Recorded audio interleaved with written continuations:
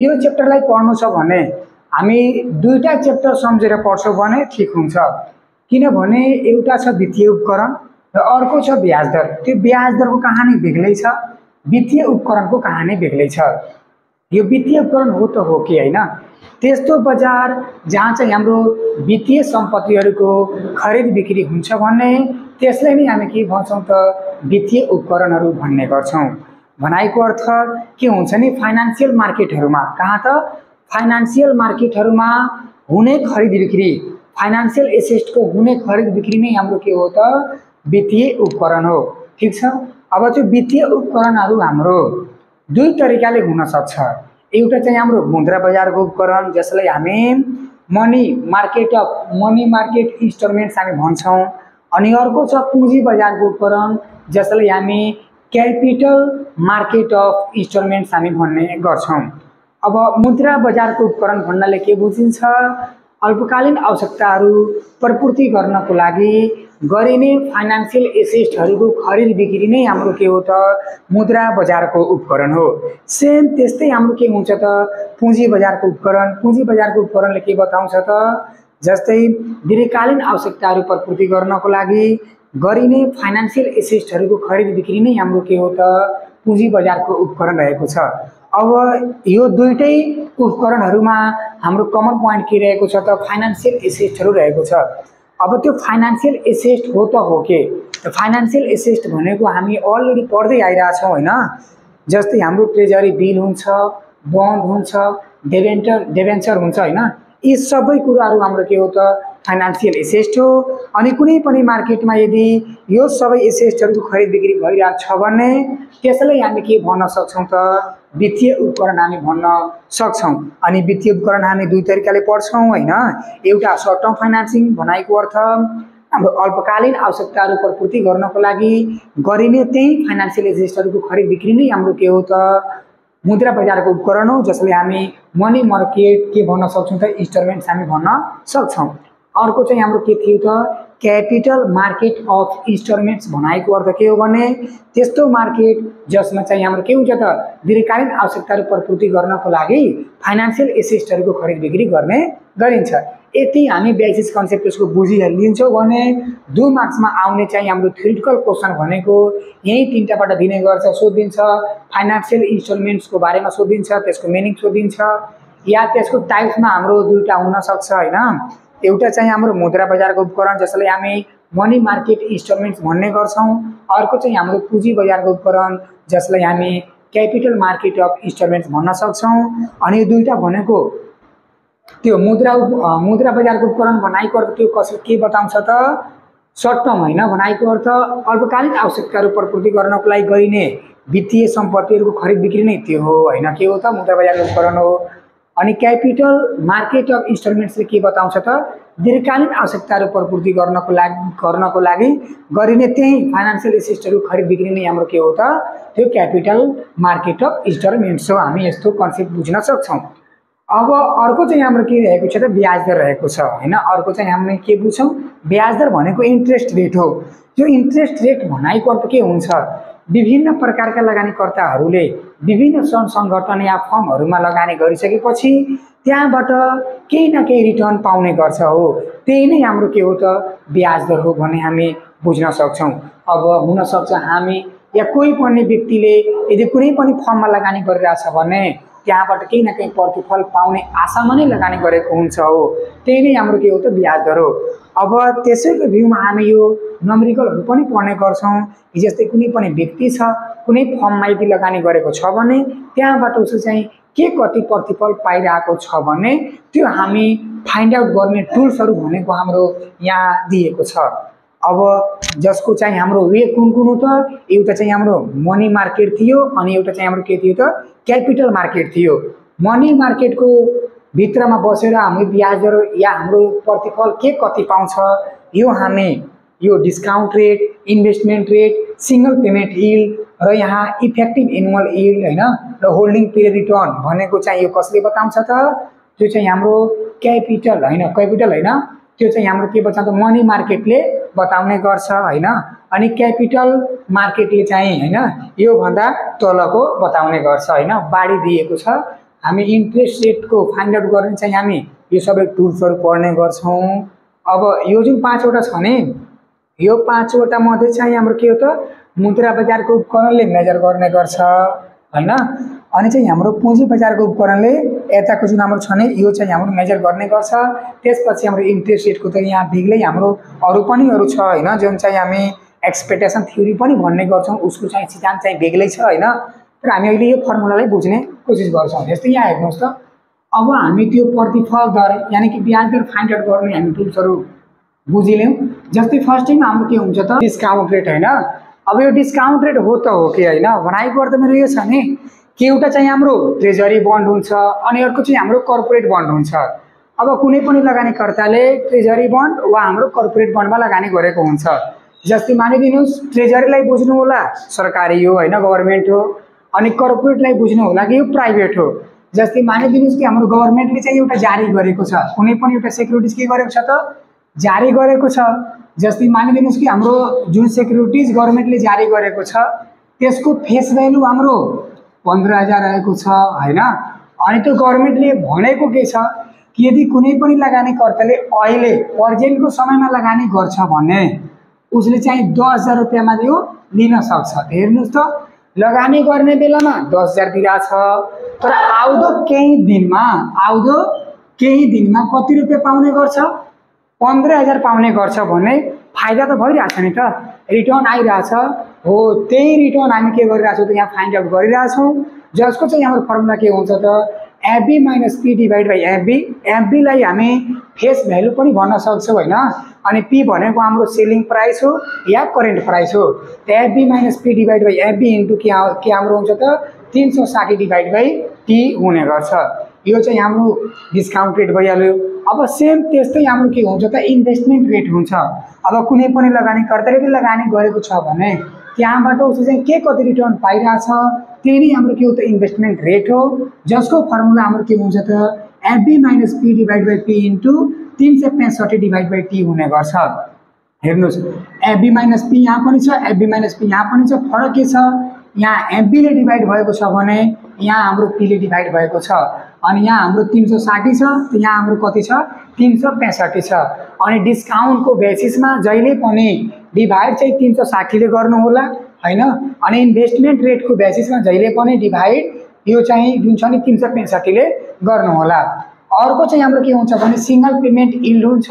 यो चाहिँ के हुन्छ भने एउटा सर्टिफिकेट अफ डिपोजिट हुन्छ, त्यसमा पनि कति लगानीकर्ताहरूले लगानी गरेको हुन्छ भने त्यहाँबाट पनि केही न केही रिटर्न पाउँछ, जसको फर्मुला हाम्रो के हुन्छ त, investment rate into 360 divide by 365 हुने गर्छ। अर्को चाहिँ अब हामी के पढ्छौँ त, इफेक्टिभ एनुअल यील्ड पढ्ने गर्छौँ।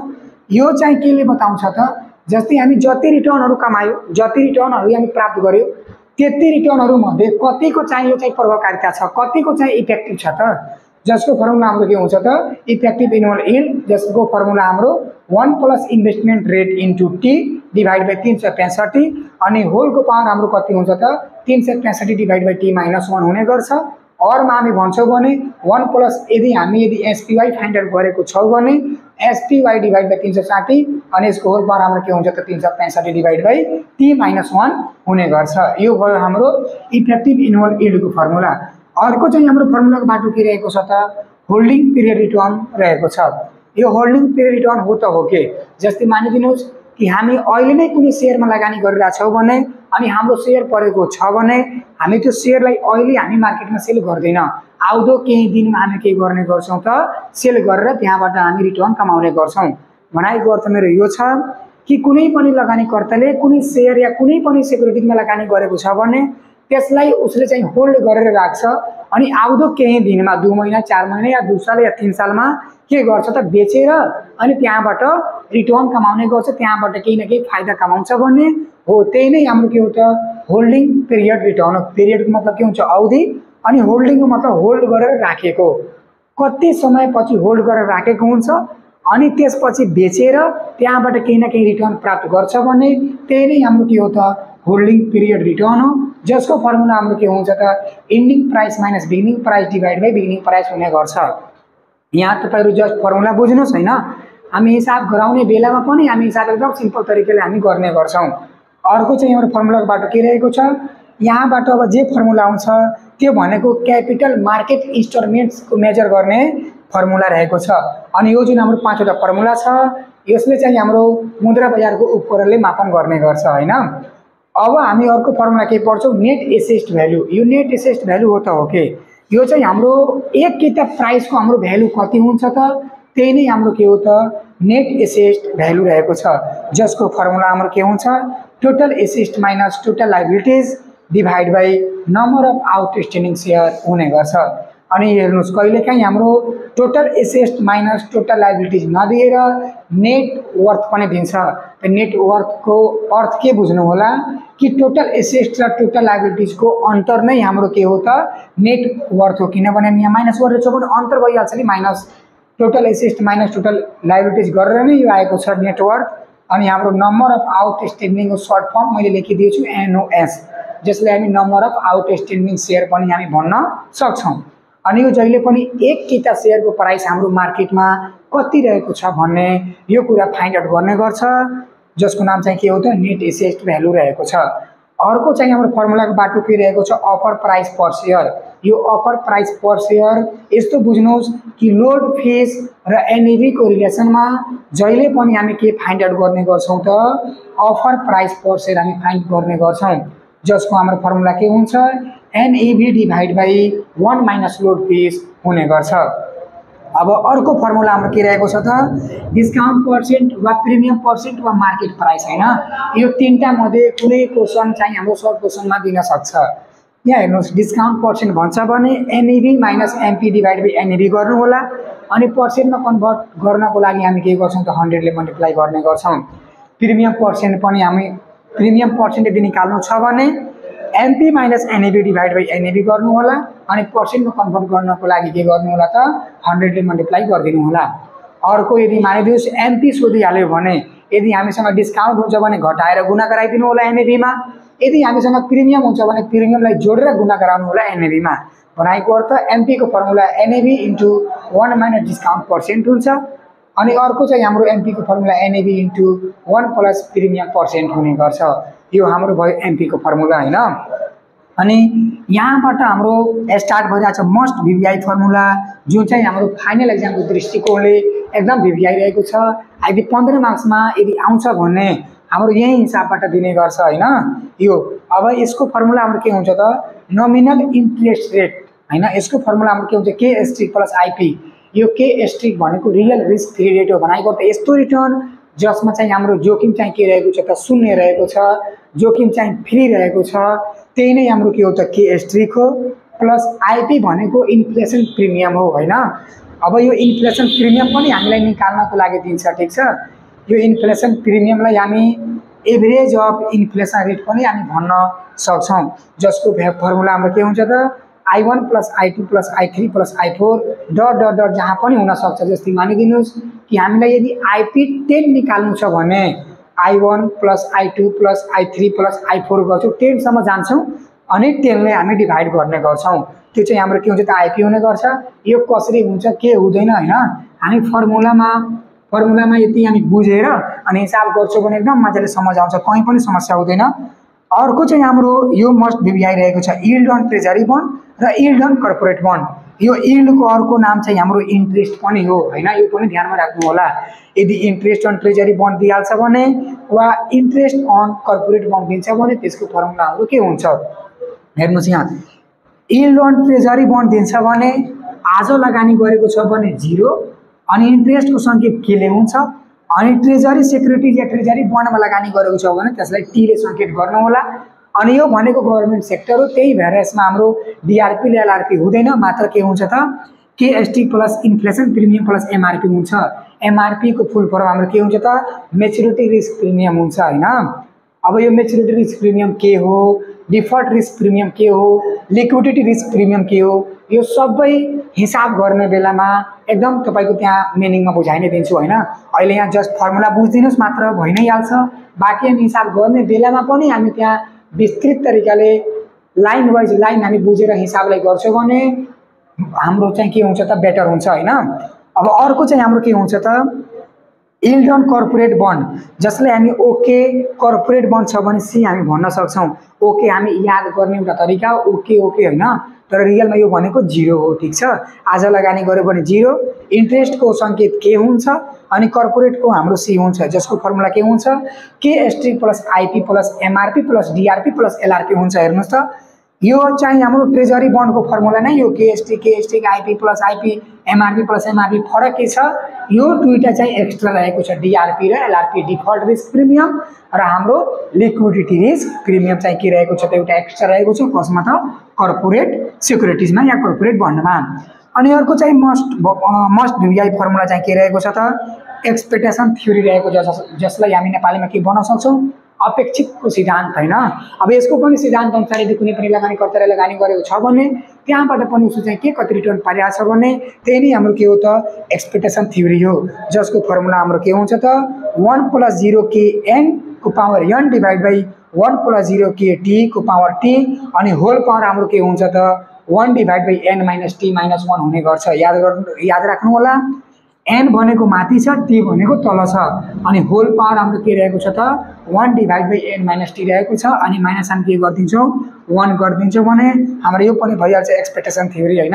अनि यो के कसरी हामी बनाउँछौँ यसमा दिएको हुन्छ during the year, forecasting the year, now यस्तो देखिन्छ भन्ने होइन। त्यो सबै हामी क्वेसन गर्ने बेलामा हामी यसलाई मजाले हामी यो फर्मुलालाई बुझ्ने कोसिस गर्छौँ होइन। अनि हामी त्यहाँ हिसाब पनि बुझ्ने कोसिस गर्छौँ। यति बुझ्नु कि तपाईँहरू अहिले जस्ट फर्मुलाको लाइनमा बुझिहाल्नुहोस्। अब फर्मुला कुन कुन भिभी आइरहेको छ त 15 मार्क्सको हिसाबले यदि हामी हेऱ्यो भने 15 मार्क्सको हिसाबले यो नोमिनल इन्ट्रेस्ट रेटदेखि लिएर एक्सपेक्टेसन थ्योरीसम्म 15 मार्क्समा भिभी आइरहेको छ। यदि 10 मार्क्समा क्वेसन आयो भने 5 वटा क्वेसन त्यसमा दिइहाल्छ ABCD गरेर, अनि ए नम्बरमा यो दिइहाल्छ, बी नम्बरमा यो दिइहाल्छ, सी नम्बरमा इफेक्टिभ र डी नम्बरमा होल्डिङ पिरियड रिटर्न र 6 नम्बरमा दिइहाल्छ। यो भनेको 5 वटा भयो नि, 1 2 3 4 होइन। अनि एउटा होल्डिङ पिरियड रिटर्न 5 वटा भयो, ABCDE गरेर 5 वटा दिन्छ, 5 दुना 10 मार्क्स भइहाल्छ। यदि डिस्क्रिप्टिभ एन्सर क्वेसनमा दियो भने यो जुन हामी माथि फर्मुला पढ्यो त्यो भिभिआई छ। यदि 15 मार्क्समा दियो भने यताको फर्मुलाहरू भिभिआई छ। अब हामी नभए हिसाब गर्ने बेलामा यसलाई हामी विस्तृत तरिकाले बुझ्न कोसिस गर्छौँ।